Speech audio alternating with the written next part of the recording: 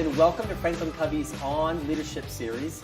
My name is Scott Miller, and I serve as your weekly host and interviewer. For those of you who are subscribers to this newsletter each week, you know that we feature a variety of thought leaders here on the studio. We have best-selling authors, CEOs, industry titans, and people who've generally gained a following based on their expertise. And today is no different. I'm delighted to welcome to the set Pamela Fuller, who is Franklin Covey's chief thought leader on our new offering, Unconscious Bias. Pamela, welcome. Thanks so much, Scott. I'm thrilled to be here. Delighted you joined us. Our topic today is this sort of new term that we're hearing a lot about in the corporate world and the marketplace called unconscious bias.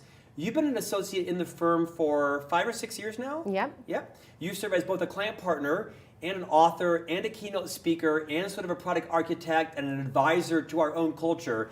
It's a lot, you got a lot going on. Yeah, I'm collecting titles, right? You are. Well, you're also wife and daughter and mother to 2 young boys as well. We had some things in common there. Absolutely. I find great refuge in seeing all of your postings on Facebook about your boys, because I have 3 boys and you have 2, and we have a lot in common when it comes to that. Absolutely. And you know, they steal the show, right? They're the center of everything. They've stolen the show from me, and that's hard to do. So glad to have you here. I want to make a bit of an introduction because today is a little bit of a coming out for you in terms of our thought leadership around the topic of unconscious bias.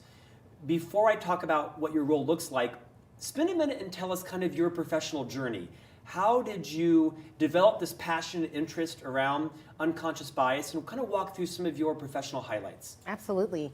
So I think most of the things that we're all most passionate about is born from experience. Sure. And so my whole career has been connected in one way or another to issues of diversity and inclusion. So I started my career in the nonprofit space, really supporting immigrant families and marginalized groups. Sure. In the DC area. I relocated to Miami and worked for a long time for a nonprofit that supports people with intellectual and developmental disabilities, really working to bring those folks into society. And then I moved to DC, or back to DC, where I worked for the Department of Defense in an office of diversity and inclusion, really ensuring that our Department of Defense mirrored the people that it supports, right? The American people. And then joined Franklin Covey, where I get to work on our government team, serving public sector clients. Yeah. How honorable it is for us to have someone with such a broad experience that you've brought from the not-for-profit sector and also the public sector to help our company become more aware internally of how we can build a stronger culture from your experience, but also helping to have government organizations benefit from the value that Franklin Covey has to offer. So you've got kind of both sides mastered. And I think that's so important. It's interesting, those perspectives, speaking of bias and perspectives, they are really different, but when you've been in both, you can find the similarities. Right. We're honored you're here. We hope you stay for a long time. Thank you. Let's talk about today's theme, which is unconscious bias. It's a term we hear a lot about, and you've become kind of our global expert on this, helping to raise up other expertise as well. You are the lead author of a new book that Franklin Covey is publishing called Unconscious Bias. That'll be out in about a year from now. But in the interim, we're launching a mini book. We call it a monograph, but to most people, it's a mini book, 20, 25 pages. Will be out May 1st. That comes right alongside the launch of our new offering. Level set everybody. We hear this term unconscious bias a lot. Educate us on what it is, why it's important, and why it's so prominent in every organization right now. Absolutely. So unconscious bias, it's also called implicit bias, and they are the same thing. So those are interchangeable words. And it's really the reality that our brain is a supercomputer, but it suffers from a capacity problem. So at any given moment, we are taking in 11 million bits of information, and we can only consciously process 40 of them. So there is a delta, there's a gap between what we can consciously process and all of the stimuli around us, everything we're experiencing. And the way that our brain handles the gap is through cognitive shortcuts. It's programming, if you think of it in a computer sense. So it's programming and all these automatic systems in our brain that help us navigate the world. And that is where bias lives.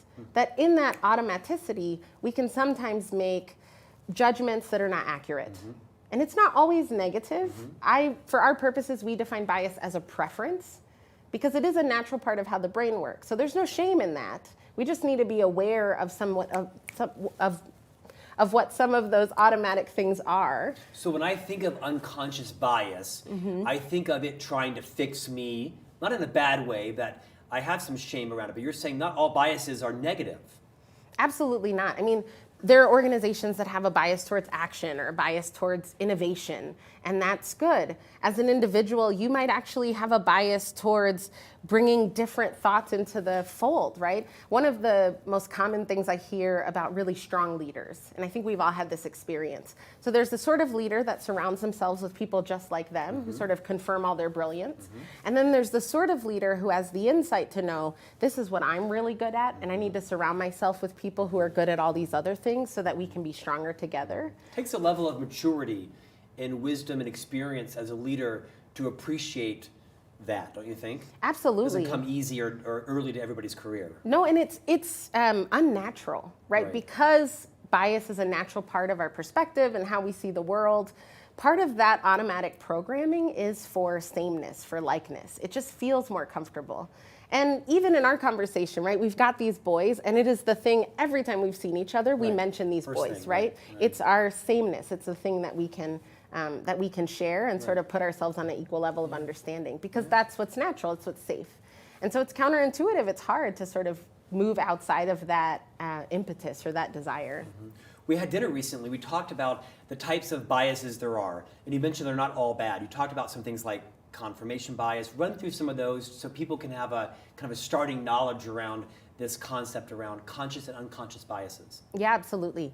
You know, a lot of research has been done in this area. A lot of that research is grounded in education and criminal justice, because that's where they see sort of the biggest disparities. And I think more recently it's being brought into the organizational context, which is our purpose, right? One of the reasons we're exploring this work for organizational results. So all of that research has garnered sort of a list of all of the different biases, all the different shortcuts that our brains manifest. And that list is over 180 biases long. Some common biases, and these are just a couple, and what our research has shown can be really prevalent in our thinking. So I'll talk about three: confirmation bias, affinity bias, which we sort of touched on, and then negativity bias. Great. So confirmation bias is our desire to seek out information that confirms our existing belief. So if I think bananas are the best thing to have for breakfast, what I put in Google is bananas are the best thing to have for breakfast. And then I get all this data and information that proves that bananas are better than oatmeal, and they're better than eggs, and they're the best thing to have for breakfast. Now, if we put that in sort of an organizational sense, we can think about people's education. So I have an MBA, and I like to think I'm good at my job, right? My boss thinks so, I'm still here. And so I might, when I'm hiring, say the people who are gonna be the best suited for this job are people with an MBA. Maybe even from your own institution. Maybe even from my own institution. And so then I intentionally I can even put that in as a job requirement, right? But requirement is a strong word. Is it a requirement? Or am I just looking to confirm this belief that I had? So then I hire someone with an MBA from the place where I got an MBA, and they are phenomenal. And it just confirms my belief that to do well in this role, you need to have an MBA. The second one I wanted to talk about was affinity bias, and that is our desire for sameness. That same feels good, that when we say, I am like you, it translates into I like you. So there's some truth to that adage of people like themselves. Absolutely. People like themselves. Leaders like people like themselves. They see themselves reflected, and it feels safe, and it feels like that's the way that I will be effective. I read a quote in the guidebook from our founder, Dr. Covey, that said, we see the world as we are, not as it is. And it's a powerful statement. Absolutely. And we see things as fact that are not fact. It's how we feel about a situation. So I feel like if Scott and I have this thing in common, we'll be able to work together better. And I potentially don't seek opportunities to work with people with whom I don't have things in common. Because we assume perhaps future conflict or disagreements, we avoid that. Absolutely. And even outside of just the selection, when we think of affinity bias, it can also manifest itself in the sense that you give people the benefit of the doubt if they have that sameness, right? So it might deprive others from that. Absolutely. You know, how do we respond to a mistake? So 3 people make a mistake. This one happens to be just like me. Sure. And I say, well, of course, it's only human to make mistakes. Yes. These 2 are super different. I say, how could they? Right. Don't they understand the stakes of what we're doing? I was thinking in my mind of how I've done just that as you were saying it. It's hard. It's a natural impulse. Talk about negativity bias. So negativity bias is the tendency to hold on to a negative piece of information and just forget all the positive. So we have a stronger memory for that negative thing. So if you think from a sales perspective, you hit all your quarters for 3 years and then you miss a quarter. And you hold on to the fact that you missed the quarter versus all that success. Or the person you work for holds on to the fact that you missed the quarter versus all that success. I actually think of it a lot in terms of my kids. So I have a 9-year-old, and screen time is a big deal when you're 9 years old.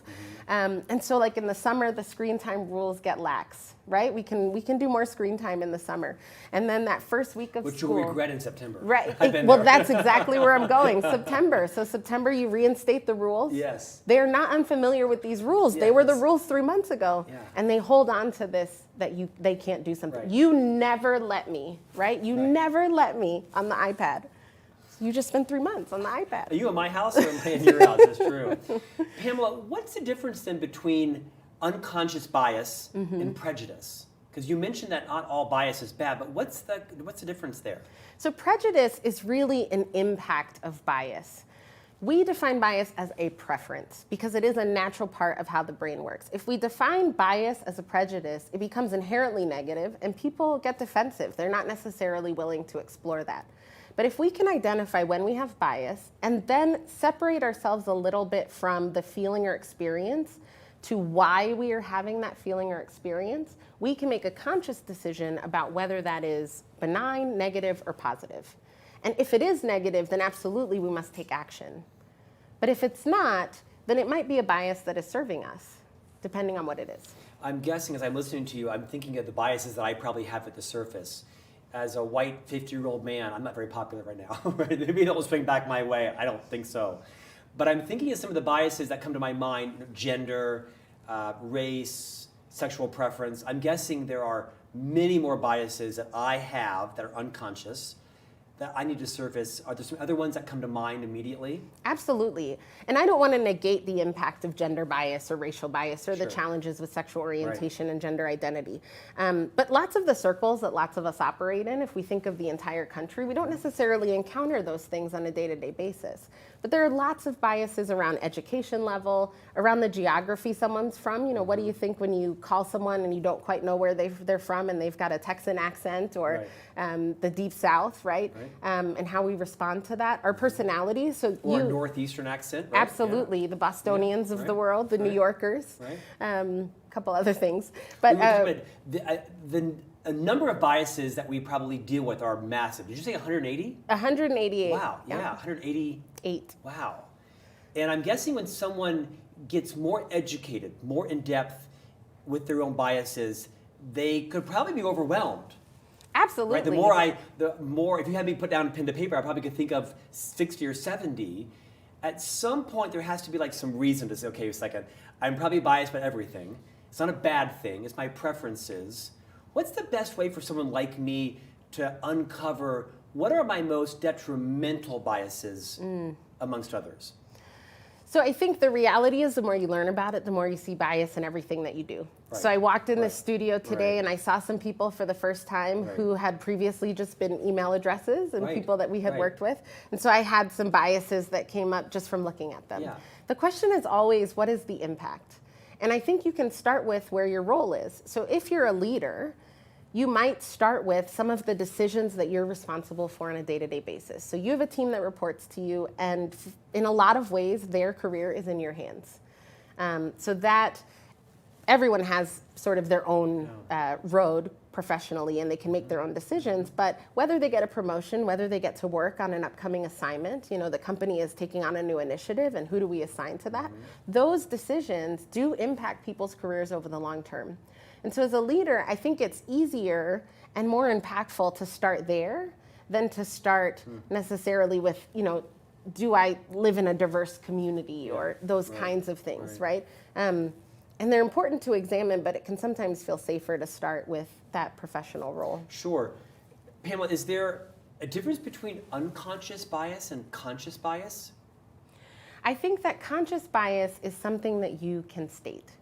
So lots of people Meaning, might say, I like 40-year-olds more than I like to work with 20-year-olds, that kind of thing? absolutely. Or when you think of salespeople, you might say salespeople need to be extroverted. So you're interviewing the salespeople or consultants, right? We work a lot with consultants. So consultants need to be really articulate and extroverted. And in the interview, you've got someone who takes some time to open up, right? It's just an hour. You have an hour-long interview to make these big decisions.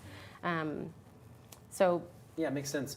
Let's get practical for a moment. So I've heard you also say in other speeches and environments that sort of awareness is half the problem, half the solution, right? Just kind of as I leave the set today, no doubt I'm going to be more aware, more conscious of my unconscious biases. And what do I do about it? I mean, how do I come to work tomorrow or this afternoon and be a better leader, a better colleague, a better culture builder in an organization? What are some practical tips? I've heard you talk about, empathy and things like that. Walk me through some of the tangible things that anybody, especially leaders, can do to be not just mindful of, but to start to action around our biases. Absolutely. So our approach is really grounded in 3 skills or competencies. So empathy, curiosity, and courage. Okay.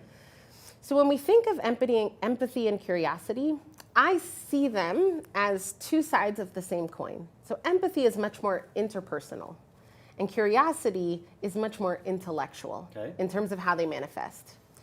But when we think of one, it fuels the other and vice versa. So you and I meet, and I don't have any natural, this is a white man who's been with Franklin Covey for quite some time, an executive. Say when I first started, when we first met, I was in the interview process for joining Franklin Covey. And so here I am, and you live in Salt Lake City, in Utah, and here I am living in DC, which is different from Salt Lake City in lots of ways, had never been to Utah.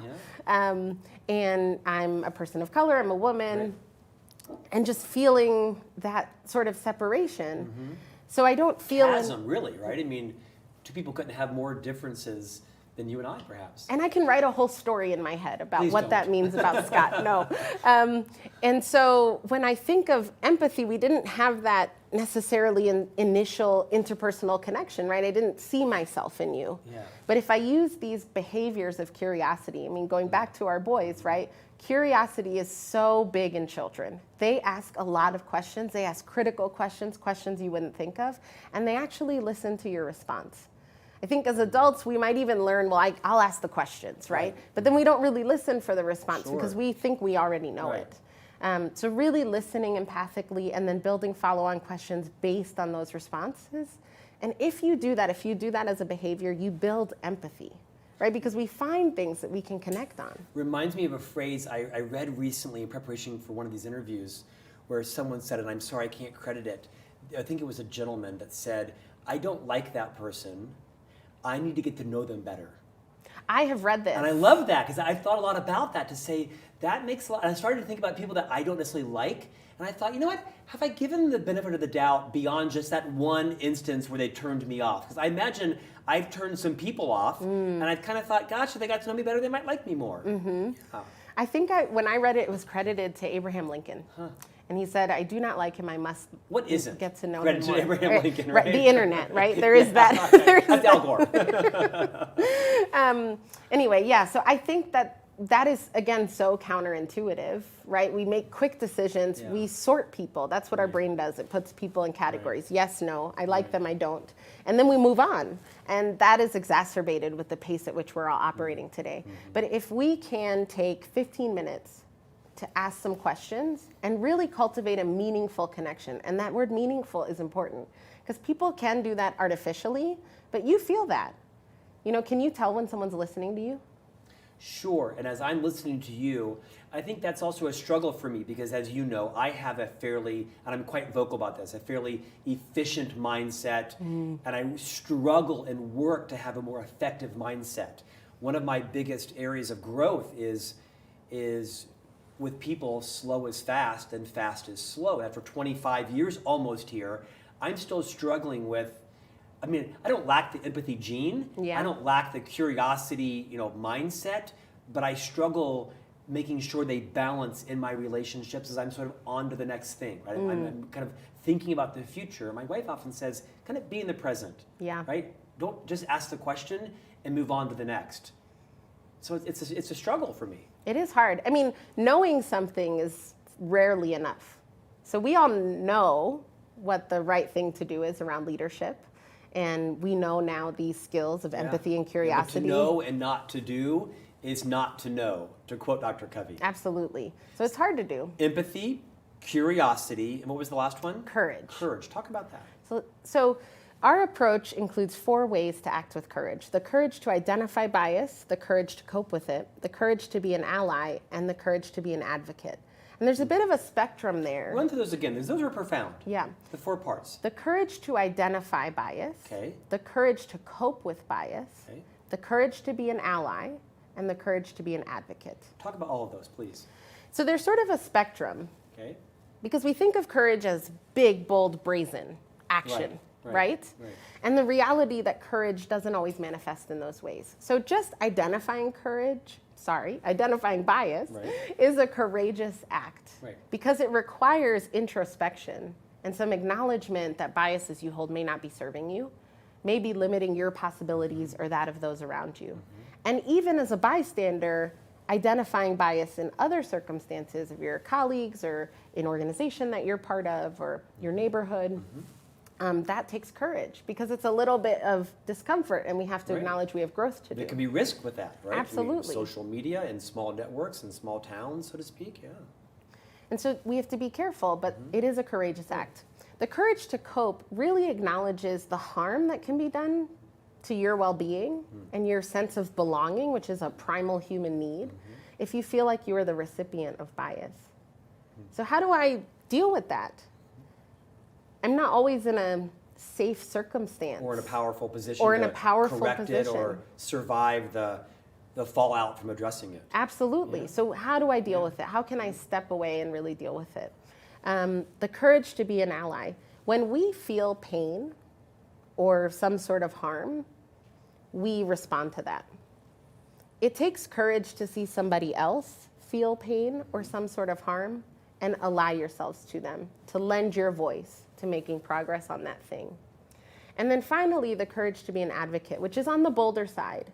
So how can we make a change? If we see something systemic happening, or if we see an individual who's chronically being left out of important organizational meetings or interactions or decisions, how can we advocate for that people, those people, or for our organization as a whole to really evolve and be more inclusive?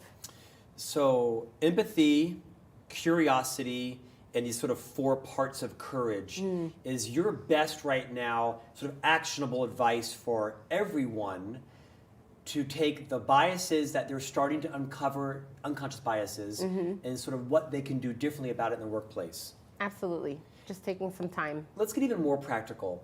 Are there some pervasive, obvious, most prevalent unconscious biases that in all of your research and our new offering and your work with clients that you say these are the most prominent ones, that if these could be addressed, every culture could see some incremental progress? I don't think it's fair to say that there are some that are more pervasive than others.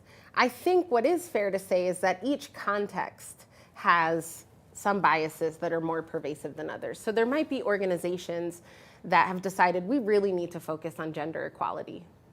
Because they were told to by a judge, their board said they needed to, somebody placed some pressure on them. Yeah, so sometimes it's top down. Right. Sometimes it is legal. Right. And sometimes it's their customers. So customers make decisions, and even in our role as customers, with their right? pocketbook. Absolutely. We want to work with a company and spend our money with some place that really is building a culture and treating all their employees, equally and reflects our values. Right. Right. So if I say this is important to me, and then I give all my money to someone, right, the company, that is not reflective of that, then I feel hypocritical.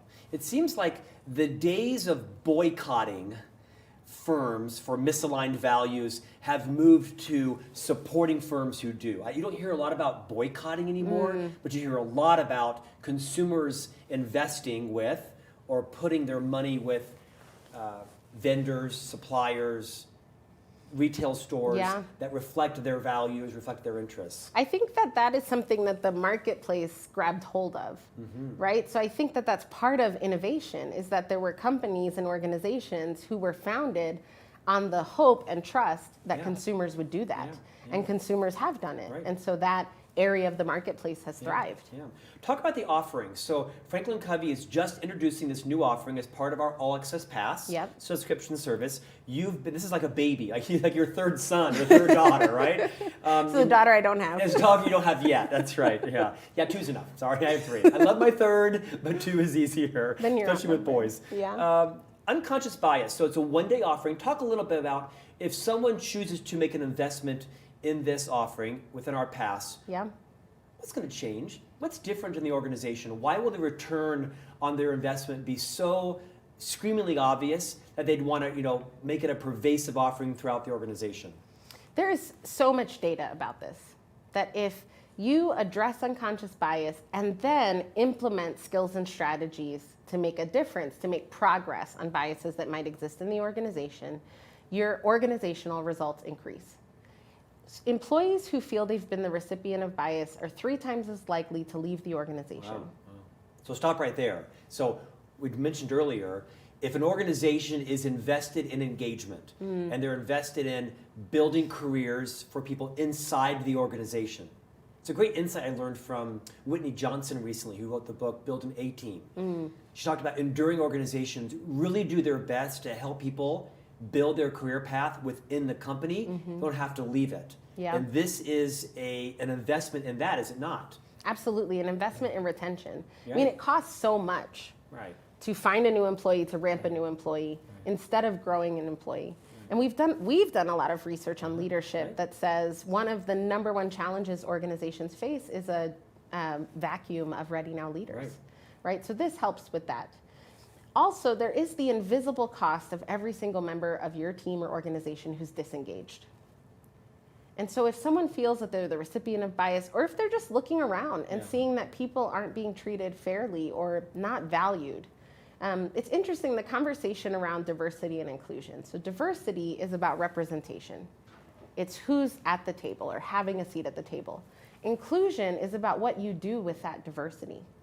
So how you leverage it, how you maximize it. And if people really have a voice at the table, and a voice that is beyond tolerance, like, okay, you're here, no one wants to be tolerated. But if they're really called into the organizational culture, we're making a big decision, we want to know what you think. That can make all the difference in the organizational results that you achieve. Well said. I'm also guessing that for organizations that are interested in risk management and for preventing litigation from having, perhaps well-intended or ill-intended leaders foisting their biases on people, it's probably ideally a great education for organizations that want to minimize their exposure on that. I think most organizations are required to do compliance training, right? Let's tell everyone what is illegal and legal, which is a very sort of a firm line. The reality is that bias and the impacts of bias when it is negative can rise to the level of illegality. So if we address it when it's just a bias, if we address this proactively and positively to say, we all have bias, it's a natural part of how the brain works, and we have to ask the question, is this limiting my possibilities or that of those around me? Then we're not even moving into the realm of legality, right? We're addressing the issue before it becomes egregious. I don't know if you know, but you're kind of on the cusp of a little bit of influence, bigger than you're used to, because this is your big day coming out, whether you want it or not, because as the lead architect of our new offering, you're going to be inundated with clients asking you to come in and speak to them, which you do, right? I mean, in your cracks and crevices, you're willing to keynote, and you do that a lot, and you're quite excellent at it. So for those clients that want to bring you in, I won't give you her mobile phone number, but you can call Franklin Covey. But you're also the lead author of a new book with your co-author, Mark Murphy, one of our consultants from Texas. And you're writing a big book, like a couple 100-page book. But you've also made the decision to write sort of a preamble mini book.